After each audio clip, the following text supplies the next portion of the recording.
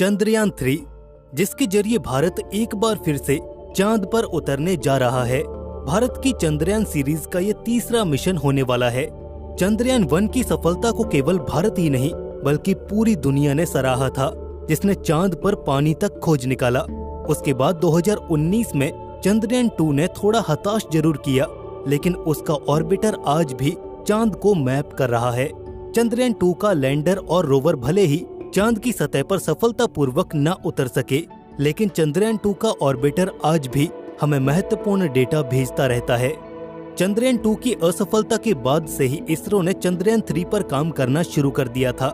चंद्रयान 2 की crash landing को एकदम डिटेल में स्टडी किया गया ताकि वो गलतियां हम इस मिशन में न दोहराएं। और वैसे भी इस मिशन में गलती का कोई चांस ही नहीं है। हमें इस बार सफल होना ही होगा। चंद्रयान 3 का मुख्य उद्देश्य चांद पर सिर्फ सॉफ्ट लैंड करना ही होगा और वहां की सरफेस पर कुछ साइंस एक्सपेरिमेंट्स परफॉर्म किए जाएंगे, लेकिन मेन फोकस रहेगा चांद पर सॉफ्ट लैंडिंग करना। दुनिया की 3 बड़ी सुपर पावर्स अमेरिका, रशिया और चाइना ने ये मुकाम पहले ही हासिल कर लिया है, चांद पर सफलतापूर्वक उतरकर। और अब भारत को अपनी काबिलियत दिखानी होगी और यहाँ पर हम फेल नहीं हो सकते। धरती से चांद तक चंद्रयान 3 की ये यात्रा करीब 2 हफ्तों की होगी और चांद की डार्क साइड में इसे लैंड कराया जाएगा। पर इतना कुछ होने के बावजूद भी ये मिशन हमारे लिए आसान नहीं होगा। तो बने रहिए दोस्तों आगे इस वीडियो में और हम जानेंगे कि आखिर क्यों चंद्रयान 3 मिशन इसरो का अब तक का सबसे कठिन मिशन होने वाला है।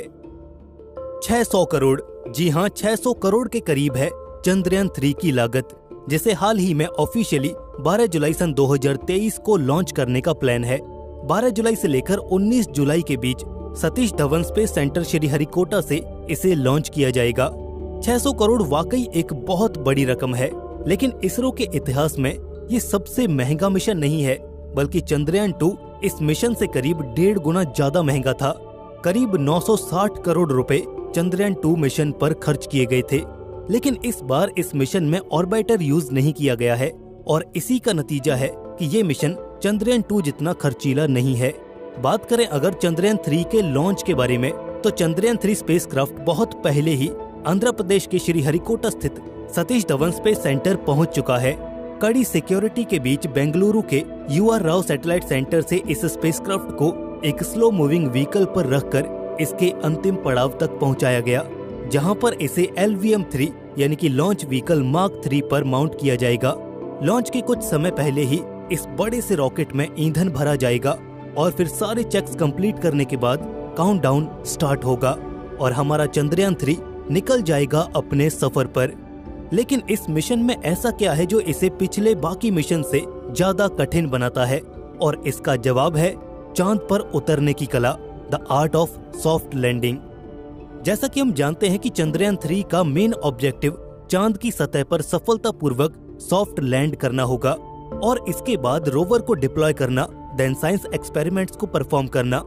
चांद पर सॉफ्ट लैंड करना या किसी भी सेलेस्टियल बॉडी पर उतरना, ये वाकई एक कॉम्प्लिकेटेड, कॉम्प्लेक्स और डिफिकल्ट टास्क है। अब चंद्रयान 2 को ही ले लीजिए। हमने चंद्रयान 2 को चांद के ऑर्बिट में तो पहुंचा दिया, लेकिन विक्रम लैंडर को उसकी सतह पर उतारने में कामयाब न हो सके। चांद पर उतरते हुए सतह से करीब 2.1 किलोमीटर ऊपर ही विक्रम लैंडर के सॉफ्टवेयर में कोई ग्लिच आ गया था और हमारा संपर्क उससे टूट गया। लेकिन यहाँ पर हम अकेले नहीं हैं। चांद पर उतरने से पहले अमेरिका और रशिया न जाने कितनी ही बार फेल हुए हैं। हाल ही के केस देखें तो इजराइल और जापान भी चांद पर उतरते हुए चंद्रयान 2 की ही तरह क्रैश लैंड हो गए। और अगर मार्स की बात की जाए तो आज तक रशिया बहुत ट्राई कर चुका है, लेकिन मार्स पर नहीं उतर पाया। अमेरिका भी मंगल पर उतरते हुए अनेकों बार फेल हुआ। मंगल पर असफलताओं का ये नंबर तो इतना बड़ा है कि उन असफलताओं को मंगल का श्राप कहा जाने लगा। खैर, इसरो ने चंद्रयान 2 के बाद हार नहीं मानी और दोबारा ट्राई करने का मन बनाया। इसरो ने अपनी गलतियों और चंद्रयान 2 से कई ऐसे सबक लिए जिससे हमारे इस तीसरे मिशन में कोई और गड़बड़ ना हो और ये वो सारे मुकाम हासिल कर पाए जो 2019 में हम नहीं कर पाए थे। इसके सॉफ्टवेयर में चेंज किया गया है ताकि ये सारी संभावनाओं को कैलकुलेट करके एक बेहतर डिसीजन ले पाए। इसके सेंसर्स में भी बदलाव किया गया है ताकि आने वाली आपदा और अनएक्सपेक्टेड चेंजेस का तुरंत पता चल सके। इसके साथ ही इसकी रिडंडेंसी और फेलियर या अनएक्सपेक्टेड सिचुएशन को हैंडल करने के लिए भी इसे काबिल बनाया गया है। इस बार मिशन की कॉम्प्लेक्सिटी को कम करने के लिए इसमें ऑर्बिटर की जगह प्रपल्शन मॉड्यूल का इस्तेमाल किया गया है और इसका मतलब ये है कि इस मिशन में हम चंद्रयान 2 के ऑर्बिटर को ही इस्तेमाल करने वाले हैं। इस मिशन में सबसे कठिन होगा चांद के साउथ पोल पर उतरना। चांद का साउथ पोल हमारी पृथ्वी से सीधे संपर्क में नहीं रहता और यही वजह है कि इस पर उतरते हुए लैंडर को हम डायरेक्ट पृथ्वी से कंट्रोल नहीं कर सकते। इवन लैंडर से हम डायरेक्ट कम्युनिकेट भी नहीं कर सकते। इसके लिए हमें रिले सैटेलाइट्स का यूज करना पड़ता है। पूरा का पूरा लैंडिंग प्रोसीजर ऑटोमेटेड ही रहता है और यही वजह है कि लैंडिंग के समय आने वाली प्रॉब्लम्स का कंप्यूटर कोई क्रिएटिव सॉल्यूशन नहीं निकाल पाता और मिशन फेल हो जाता है। साउथ पोल पर चांद की सतह उबड़ खाबड़ है। वहाँ पर पहाड़ियाँ और क्रेटर्स भारी मात्रा में मौजूद हैं, जिसकी वजह से एक प्लेन यानी कि लैंडिंग के लिए एक समतल सतह का लिमिटेड अमाउंट ऑफ टाइम में खोज पाना एक बहुत बड़ा चैलेंज रहता है। लैंडर के चांद पर यानी कि साउथ पोल पर लैंड करते समय जब अचानक कोई क्रेटर आ जाता है या कोई पहाड़ी आ जाती है तो लैंडर के सेंसर्स वहां पर कंफ्यूज हो जाते हैं कि सतह पर उतरने के लिए असल में उसे और कितना नीचे जाना होगा और यहीं पर सारी कैलकुलेशन गड़बड़ हो जाती है, जिससे मिशन के फेल होने के चांसेस काफी ज्यादा इंक्रीज हो जाते हैं। और ये कुछ चैलेंजेस हैं जो चंद्रयान 3 के सामने आने वाले हैं, लेकिन इसरो का कहना है कि वो इन सब के लिए तैयार है। अगर आप सोच रहे हैं कि साउथ पोल पर उतरने में अगर इतना ही खतरा है तो आखिर हम वहां जा ही क्यों रहे हैं, तो इसकी बात हमने डिटेल में इस वीडियो में की है। आई बटन पर क्लिक करके आप उस वीडियो को देख सकते हैं। 12 जुलाई सन 2023 को चंद्रयान 3 की लॉन्च डेट फाइनल की गई है। सबसे पहले स्पेसक्राफ्ट पृथ्वी की ऑर्बिट में स्थापित किया जाएगा।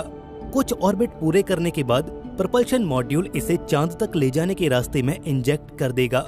ये सफर 1 से 2 हफ्तों का रहेगा और आखिर 23 अगस्त को चंद्रयान 3 चांद की डार्क साइड यानी कि साउथ पोल पर लैंड करेगा। चंद्रयान 3 के लिए इसरो ने नासा से भी सहयोग मांगा है और इसके अलावा वियना की नॉन गवर्नमेंटल ऑर्गेनाइजेशन MVA यानी कि मून विलेज एसोसिएशन से भी पार्टनरशिप की है। भारत का ये मिशन सिर्फ भारत ही नहीं बल्कि पूरी दुनिया में साइंटिफिक टेम्परामेंट और यूथ को टेक्नोलॉजी की तरफ ले जाने के लिए प्रोत्साहित करेगा और इसलिए मेरा मानना है कि इस बार इसरो को सफल होना ही होगा। इसके अलावा कोई और चॉइस नहीं है। तो दोस्तों, आप भी इसरो को कमेंट सेक्शन में बधाई दे सकते हैं और अपने विचार भी हमसे साझा कीजिएगा इस मिशन के ऊपर। बाकी अगर आपको ये वीडियो और जानकारी पसंद आई तो इसे लाइक और दोस्तों में शेयर जरूर कीजिए। ऐसे और इन्फॉर्मेटिव वीडियोस के लिए चैनल को सब्सक्राइब करके बेल नोटिफिकेशन इनेबल जरूर कर लें। दोस्तों, जल्द मिलेंगे आपसे एक और ऐसे इन्फॉर्मेटिव वीडियो के साथ। तब तक के लिए स्टे